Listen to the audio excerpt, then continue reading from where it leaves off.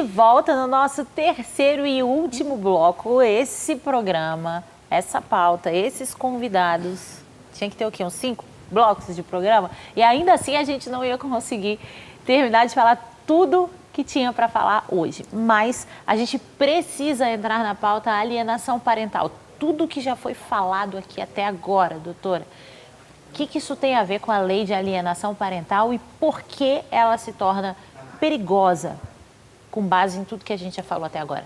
Ok. Em primeiro lugar, que a lei da alienação parental, ou seja, a alienação parental como uma legislação só no Brasil. Nós somos privilegiados de ter. Só tem no Brasil essa lei? Só tem no Brasil. Só. Em 31 de julho de 2017, havia um artigo no Código Civil do México. Houve uma denúncia em 2015, 2016, de uma mãe que denunciou o abuso do pai contra 3 filhos ou 3 filhas e foi considerada alienadora. Ela estava na iminência de perder a guarda e, para não perder a guarda, ela acabou matando as crianças e se matando. Isso causou um clamor público enorme no México, muito intenso. Meu rosto foi esquentou. parar na OEA, na Organização dos Estados Americanos. Em 2015, havia uma convenção, que é uma convenção do Belém do Pará de 2015, onde proíbe o uso da SAP, a Síndrome da Alienação Parental. Internacionalmente ela é conhecida com esse nome. Em casos em que havia denúncias de abusos e maus-tratos infantis intrafamiliar, ou outros mecanismos ligados à SAP que desvalorizassem os depoimentos de testemunhas e vítima e causassem impunidade aos agressores. Esse é o texto específico da convenção. E por força desse artigo, dessa convenção, o México foi processado, foi condenado ano passado e o único artigo do Código Civil mexicano foi revogado pela Assembleia, pelo parlamento daquele país. Por força disso, o Brasil continua nessa lei. É o único país do mundo. Por causa dessa lei, estatisticamente, há um reflexo que o nosso país, 76% de todos os sites de Deep Web ligado à rede de pedofilia, visualizações internacionais, 76% estão nos sites brasileiros. Aumentou nos últimos 7 anos o índice de feminicídio no Brasil. Nós somos, pela ONU, foi detectado que nós somos o 5º país em feminicídio do mundo e o nosso país também 78% de denúncias de abuso sexual infantil notificados, 54% são praticados por pais homens e apenas 4% das mães mulheres. Por que esses índices? Porque a lei da alienação parental ela veio parar no Congresso Nacional em 2008, vendida como uma lei que protege o melhor interesse da criança quando existe o conflito dos pais na constância do divórcio, onde há uma disputa de convívio do filho entre os pais e existem comportamentos ou atitudes ou interferências até psicológicas. O conceito do artigo 2 da lei fala que a interferência psicológica na criança, no adolescente, de impedir o convívio da criança com o outro genitor. E ele é praticado pelo genitor, pelos avós e, pasme, estranhamente, por todos aqueles que estão na vigilância, manutenção e administração da criança. Guarde bem esse termo, porque ela é uma coisa muito perigosa na nossa legislação. Então, o que acontece? Então, ela vendeu como uma questão de rivalidade conjugal, e quanto maior essa interferência, mais severa é a alienação parental, e ela torna-se ao passo de uma síndrome, e aí essa criança precisa ser afastada do alienador, dessa interferência, inversão de guarda a favor do outro, e aí essa criança passa a viver, e inclusive uma das penalidades é a suspensão do convívio parental do suposto alienador. Foi vendido assim no nosso Congresso. Só que a alienação parental, ela só aparece nos tribunais quando o conflito parental, ela existe já de uma história de violência doméstica ou de violência contra a criança e abuso da criança. Ela pode ocorrer, chegar no tribunal já com uma ocorrência na constância da união, seja casamento ou não estável, ou ela pode não ter acontecido e surgir exatamente quando começa os guardiões da criança, os genitores, a ter o convívio com a criança separadamente, ou seja, aí não tem uma vigilância de um genitor ao outro, né, porque não estão morando mais juntos. Então, na constância de visitas regulamentadas ou guarda compartilhada, começa a acontecer esse abuso em 4 paredes entre o genitor que está com aquele momento de convívio e a criança, tá? Então, aí surge o conflito. Por quê? Porque essa criança, ela sai desse ambiente de abuso, nessa visita ou nessa guarda compartilhada, desse genitor, e vai para outra casa contando a rotina. Sim. E nessa rotina ela começa a narrar cenas de abuso. De tudo que nós falamos aqui anteriormente, lembremos que existem algumas coisas muito interessantes no convívio parental, que é a criança, nesse caso específico, a gente chama de pedofilia incestuosa, existe uma especificação dentro do comportamento psicológico da criança, que a criança, ela tem o genitor como alguém que ela obedece, ela ama e ela confia. Diferente do pedófilo que é estranho da família. Tá? Então, o genitor, ela tem esse viés. Então, muitas vezes, esse abuso, ele é narrado para o outro guardião como um entretenimento, uma brincadeira afetiva. A alienação parental, ela entra, na teoria dela, mexendo na questão de afetos. Né? Então, quando você fala em interferência psicológica, você está querendo dizer que um genitor, ele tem a capacidade de programar a criança para ter raiva ou ódio ou uma indisposição afetiva contra o outro genitor e se apegar e ter um apego. Tem laudos até de estudos psicossociais nesses contextos de processo, que eles falam que a criança, ela tem até uma relação simbiótica com a pessoa que a protege, que no caso eles chamam de alienadora. Então, ela tem um grau tão severo que é uma relação afetiva tão simbiótica que precisa romper essa simbiose e colocar essa criança para a relação. Isso quer dizer, doutora, que quando a mãe denuncia que a criança está sendo abusada, o pai se defende dizendo que a mãe está alienando. Sim. A alienação parental ela acontece como defesa desses abusadores somente quando é denunciado essas situações. Aí, se o juiz entender que a mãe está alienando, o juiz toma a criança da mãe e entrega para o abusador. Ele é um processo gradativo, veja bem, ela não é imediato. Tá? O artigo 6 da nossa lei de alienação parental, ela coloca nos seus incisos uma progressão desse processo de afastamento de quem está protegendo contra quem está abusando. Começa com uma advertência, depois começa com a ampliação do convívio, se era antes uma visita assistida, amplia para uma visita regulamentada de 15 dias, depois ela pode virar uma guarda compartilhada, ela pode também aparecer em formato de multa, também existe a prevenção de multa. As mães pagam dinheiro? Sim, e são multas altas, são valores inclusive por descumprimento de visita, ou seja, cada vez que a criança resiste de ir na visita, com o pai abusador, ela tem que ser arrastada, ela tem que ir chorando, tá? Agora, se ela não é entregue nessas questões, ela não é entregue, é aplicada uma multa por descumprimento. A cada 15 dias ela não vai, a cada 15 dias é uma penalidade, é uma multa. Mas aplicada. mesmo que o pai esteja respondendo um processo criminal, a mãe provou que ele abusou, tem laudo, ele está respondendo o processo criminal. Mesmo nesse caso, a justiça tira da mãe e entrega para o abusador? Existe caso em que na vara criminal a promotoria ofereceu a denúncia criminal, ou seja, depois de um processo de investigação de inquérito policial, chega a todas as provas, inclusive em estados que antes da aprovação da lei da escuta protegida, que está em vigor de abril desse ano, eles já faziam a escuta gravada da criança. Então, era essa a minha pergunta. A criança é ouvida nesse processo? Então, o que acontece com a criança?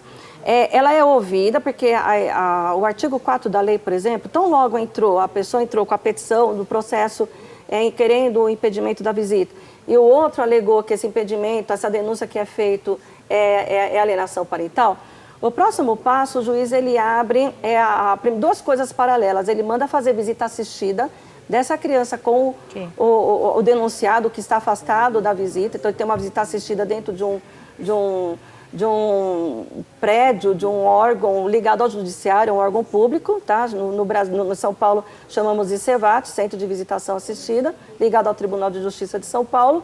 Enquanto essa visita ela é feita semanalmente, por um período dentro desse local, o juiz nomeia um psicólogo, um perito, para fazer o chamado estudo psicossocial. É entrevistado em separado a mãe, ou a criança e o pai, e inclusive é feito o processo de acariação. A acariação é uma coisa, assim, bizarro dentro, não sei se na psicologia eu diria isso, mas no direito, para mim, é uma coisa bizarra. Porque quando, por exemplo, uma mulher, ela é estuprada, ela sofre um crime sexual, e a polícia, a delegacia, quer confrontar quem é o bandido, então a mulher ela fica dentro de uma sala com um vidro, e o vidro ele tem visão para uma antessala, onde é colocado vários homens, e ela tem que apontar quem é o seu agressor. A criança ela é acariada na frente do agressor. ela é obrigada, é assistido pela psicóloga, como é que é o comportamento da criança, como é que é o envolvimento dela naquele momento o mais indicado, da criança. Né? Não pode, porque... Isso aí, juridicamente, isso é uma orientação jurídica? Não, mas o problema é que a legislação ela não pode normatizar métodos da psicologia, porque são ciências separadas. Quem normatiza isso é o CFP. Mas, é o CFP que normatiza os métodos de laudo. É relativo, né? Por isso que eu estou perguntando. Muito complexo. Então nós temos... Mas estão ocorrendo isso. O que acontece? A gente não pode negar que a alienação existe. Não, em veja muitos bem, casos.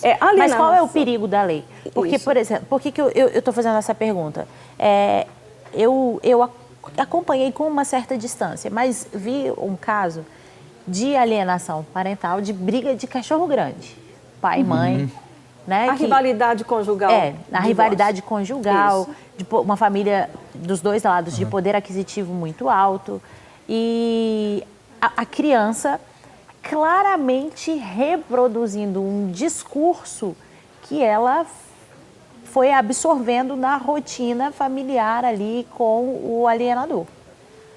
Eu tenho certeza que aconteceu, eu tenho certeza que foi assim. Uma criança de 3 anos de idade, 3 anos e meio, e ela começou a repetir esse discurso com muita propriedade. E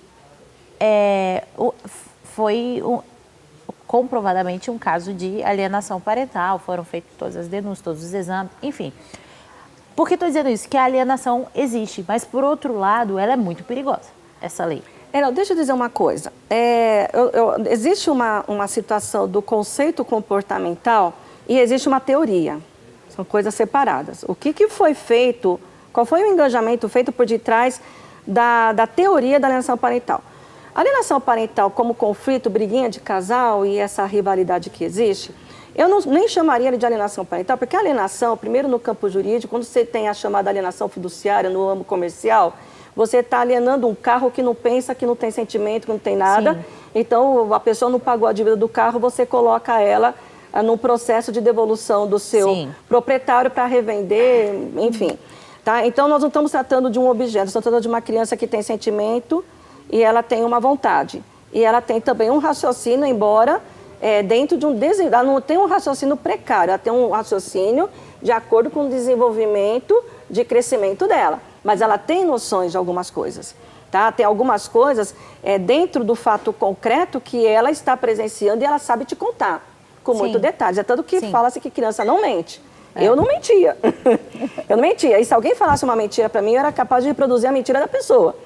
E dizer que a pessoa que mandou falar. Essa é a diferença da alienação parental. Porque quando a criança ela conta de um abuso, se ela está mentindo, ela fala a alguém, chega um momento da entrevista que ela fala, mamãe mandou contar. Entendeu? Agora, o abuso real, assim. Você pergunta assim, mas mamãe mandou contar ou é verdade? É verdade o que eu passei. Fulano fez isso comigo. É diferente. Isso daí não é explorado no laudo da psicologia. Quando vai falar de abuso, eles partem para uma outra pergunta. A gente chama de entrevista semidirigida. Eles colocam esse termo no laudo. Que um dos processos é a entrevista semidirigida. O laudo de alienação parental, você está falando. Sim, para concluir a alienação. Tem os testes chamados de avaliação psicológica. Uma das avaliações psicológicas são chamados de testes projetivos, né? A gente tem alguns testes projetivos que a criança revela nos desenhos, né? Nos desenhos, eu tenho tido isso. Né? Tem ocorrido isso comigo. Isso. Só que os desenhos não são juntados no processo. E me parece que os laudos não são juntados no processo. Há uma padronização de laudos, há uma venda de laudo. O que está acontecendo? É isso que eu, por exemplo, a prova do laudo não é juntado. Não é juntado a gravação das entrevistas, não é juntado os desenhos. No preâmbulo dos laudos aparecem todos os testes aplicados, mas não é juntado a prova de nenhum deles para poder ser contestado pelo assistente técnico. Mas se o juiz, assim, eu não sou advogado, né? Agora, enquanto psicólogo, eu posso dizer que existe uma avaliação psicológica, existe teste projetivo, e não só é a avaliação psicológica, tem essa questão da cariação, a entrevista com os pais, tem todo um contexto, né? Então, os testes projetivos, eles vão revelar o que está acontecendo com esse conteúdo psíquico, entendeu? A pergunta é, eu não sou advogado, por isso que eu estou perguntando, se um juiz pega uma situação como essa, um caso como esse, que está faltando partes, né? Está faltando partes, porque às vezes... E pode-se pedir uma outra avaliação. Eu tenho casos que o juiz... determinado psicólogo fez a avaliação psicológica. Não, mas aí ele pede para um outro perito, para 2, 3 peritos, aí vai de acordo com a percepção do juiz, de entender a situação. Mas a pergunta é, se está faltando, como é que, juridicamente, como é que é isso? Está faltando peça. Exato. Veja bem, essa lei, o texto dessa lei, ela foi muito bem feita. Eu vou dizer para vocês que ela foi feita, elaborada por cabeça de 3 juízes, praticamente. Uma ex-desembargadora, hoje aposentada, a doutora Maria Berenice Dias, foi uma das mentoras da redação técnica da lei. Existe um outro juiz que é de São Paulo, eu não lembro o nome dele.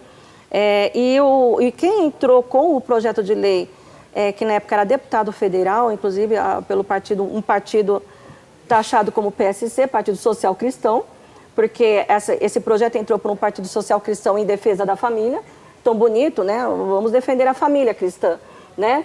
Então, entrou o ex-desembargador, presidente do nosso tribunal aqui de São Paulo, doutor Regis de Oliveira.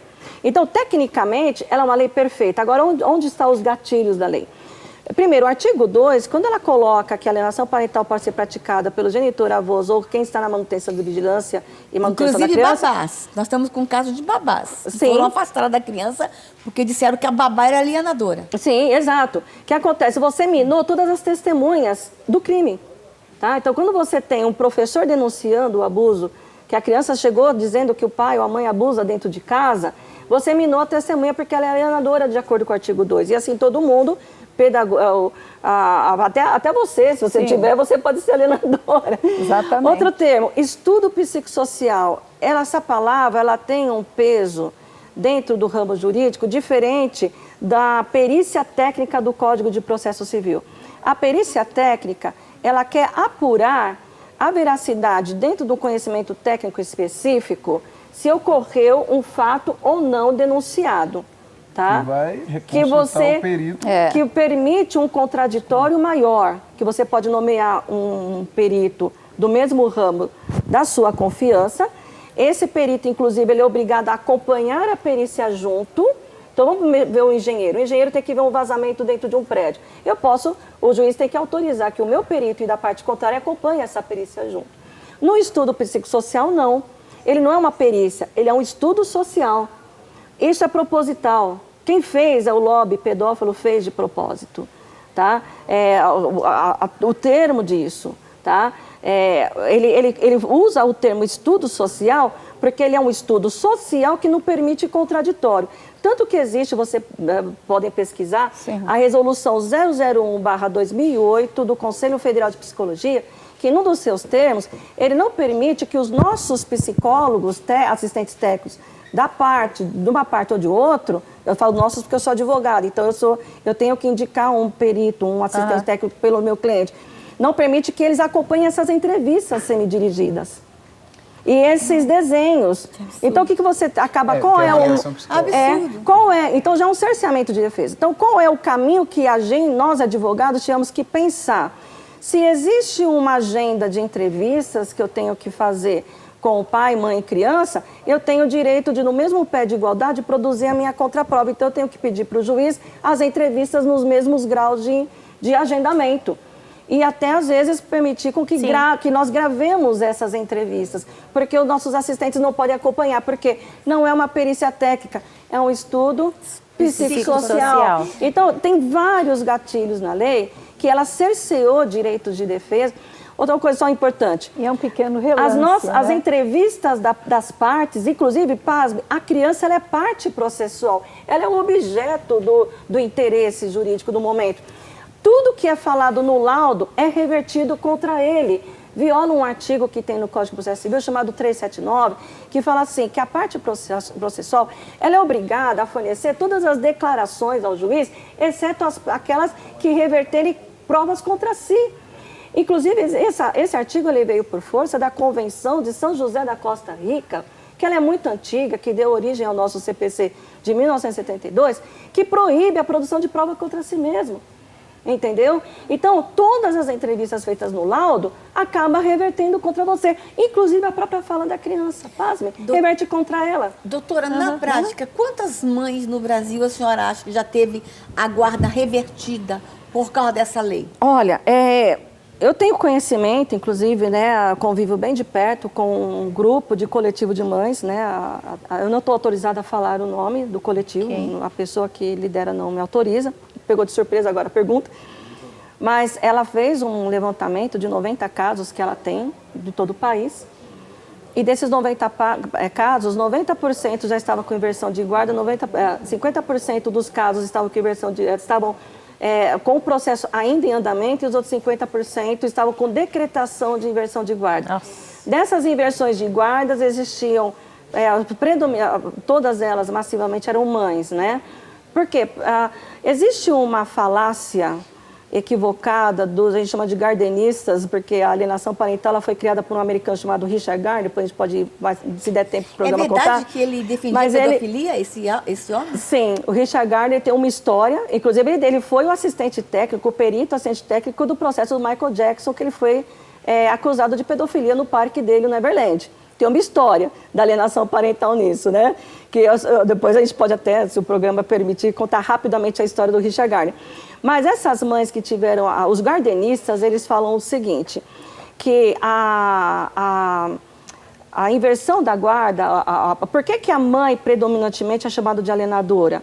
Porque a mãe, ela tem, majoritariamente hoje, pelo direito, pelas sentenças judiciais ou pelas disposições iniciais nos processos de divórcio, a mãe ela tem a guarda unilateral inicialmente, até que os juízes comecem a regulamentar as visitas e a guarda compartilhada. Okay. Porém, isso é uma falácia, tá? Porque, por exemplo, quando nós temos hoje as guardas invertidas a favor dos pais, na hora de voltar à regulamentação de visita assistida, eles criam dificuldades judiciais para o retorno do convívio materno à criança. Com base em quê? Exato. Então, por que hoje, majoritariamente, as mulheres são chamadas alienadoras e os homens usam a alienação parental como defesa das acusações de violência doméstica e abuso? Porque nós temos aquela estatística que eu falei para vocês, que de 78% dos abusos, 50 e poucos por cento são pais que perpetram os abusos e só 4% as mães. Então, as estatísticas, e não só aqui, mundialmente nós temos um índice maior de abuso infantil. E outra coisa, foi perguntado no começo do programa, por que existe esse instinto de pedofilia contra a criança?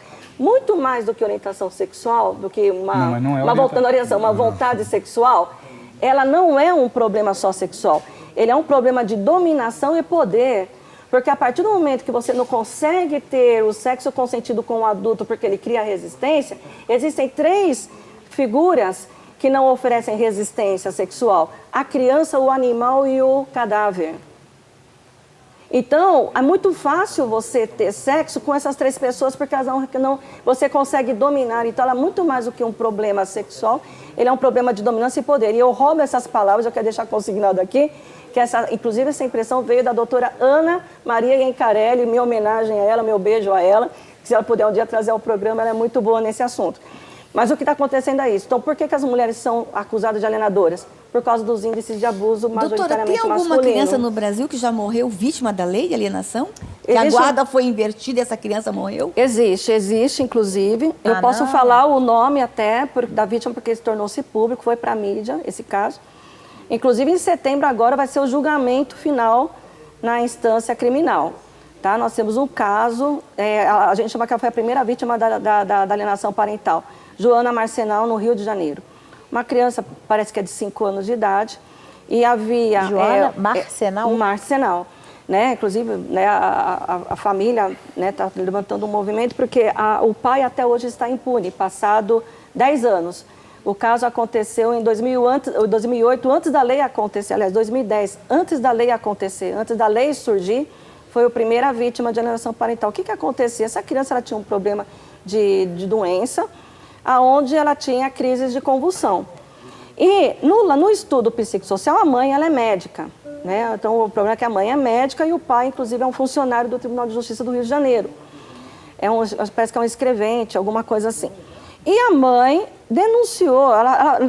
ela falou no estudo psicossocial que essa criança tinha essa doença, que ela não podia ficar permanentemente com o pai, porque o pai não sabia lidar com essa doença, inclusive, e que, inclusive, uma pessoa que no convívio, durante o casamento deles, ele não se importava com o convívio da criança ao ponto de saber lidar com a doença dela. Então, sempre quando a criança convulsionava, era ela que socorria. Então, que era perigoso o convívio em guarda compartilhada, em situação permanente com a criança sob esse risco. Deu alienação parental, mas está constado no laudo essa advertência. A criança ela tinha resistência de ir ao pai em face desse temor, com 5 anos de idade, até que o juiz ele fez uma inversão de guarda provisória por 90 dias. Tá? Com 53 dias, a menina convulsionou.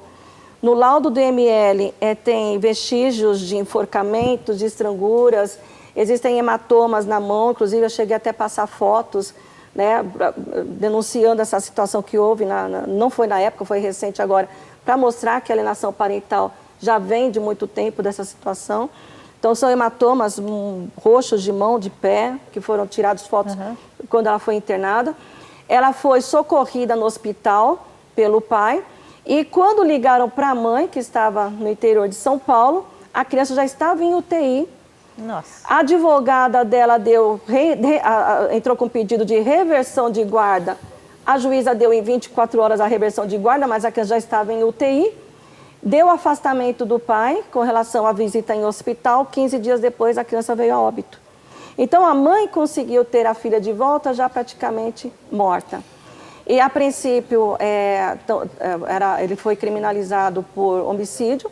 Estão tentando desqualificar o crime de homicídio por maus tratos, porque é uma pena menor e pelo tempo do processo ela pode inclusive cair na prescrição. Isso quer dizer, doutora, que se a mãe acusa o pai de maus tratos ou de abuso, a mãe pode perder a guarda da criança. A penalidade, na verdade, a lei Tem da alienação uma lei que parental, protege o pedófilo. A funila não tem outro caminho, tá? Ela não tem plano B. Ela denunciou abusos e maus tratos, o fim desse processo, inevitavelmente, é a inversão de guarda e é uma questão de tempo, viu? É uma questão de tempo. Você tem que nadar contra a maré, estender esse processo até a criança ter uma idade de poder verbalizar, mas é doloroso, é um processo doloroso. Eu tô aqui e falei isso no outro bloco, afundando aqui, ó, dentro da minha cadeira, porque vai dando um desespero. A gente vai encerrar o programa, infelizmente, mas eu quero fazer uso de uma das falas da doutora Damares, quando ela disse assim, a gente vai enfrentar uma eleição agora e às vezes você fica em casa com tanta agonia ouvindo essas coisas, pensando onde é que o Brasil vai parar. Em outubro nós teremos a chance de determinar, não onde o Brasil vai parar, mas pelo menos ao longo de mais 4 anos, os próximos passos que serão dados. Então, sobre essas pautas que nós falamos aqui, que tanto aflige quem é de bem e quem defende os valores da família, não vote sem antes saber a opinião do seu candidato sobre tudo isso que foi falado aqui. Questione o que o seu candidato pensa sobre alienação parental. Ele não sabe o que é isso, não merece o seu voto se esse assunto te incomoda. O que o seu candidato pensa sobre pedofilia? Não sei, ele nunca falou nada. Procure saber, gente, porque são a nossa voz, né? Verdade. São os nossos representantes dos nossos interesses. Estamos com o horário estourado, né, produção? Mas dá para comer uma pipoca?